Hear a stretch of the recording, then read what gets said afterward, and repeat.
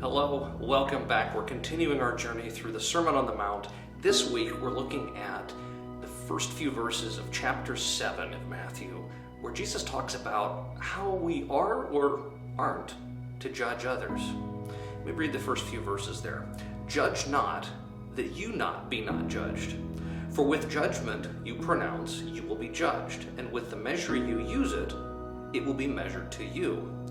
Why do you seek the speck that is in your brother's eye, but do not notice the log in your own eye?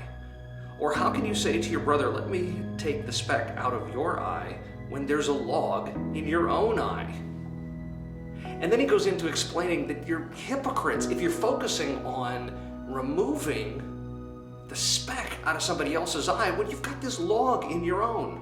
I mean, have you ever stopped and thought and visualized what that looks like? Imagine, I've done this with youth groups in the past, where you take a pool noodle and you stick a pool noodle on your face and you get this thing just hanging off the front of your face, and how well do you see? How well are you able to identify what's going on with your friend if you've got that sticking out of your own face? I mean, you can't, obviously, and that's the purpose. That's why Jesus uses that as an illustration, because he's warning us. He's saying, look, it's not a matter of don't ever judge.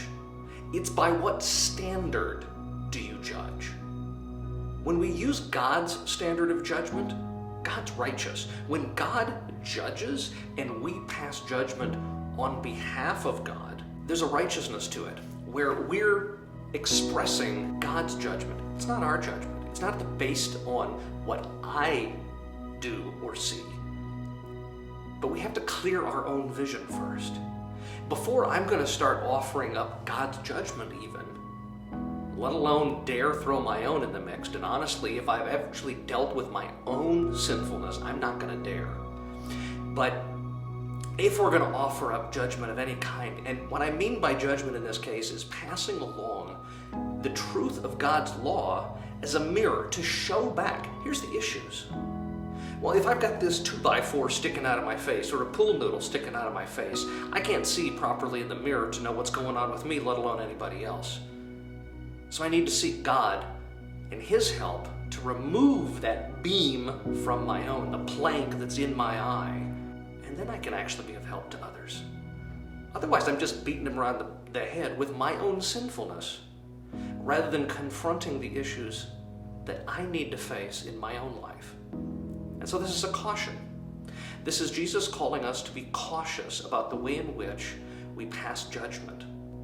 Because as we dish it out, He's warning us we'll receive it back.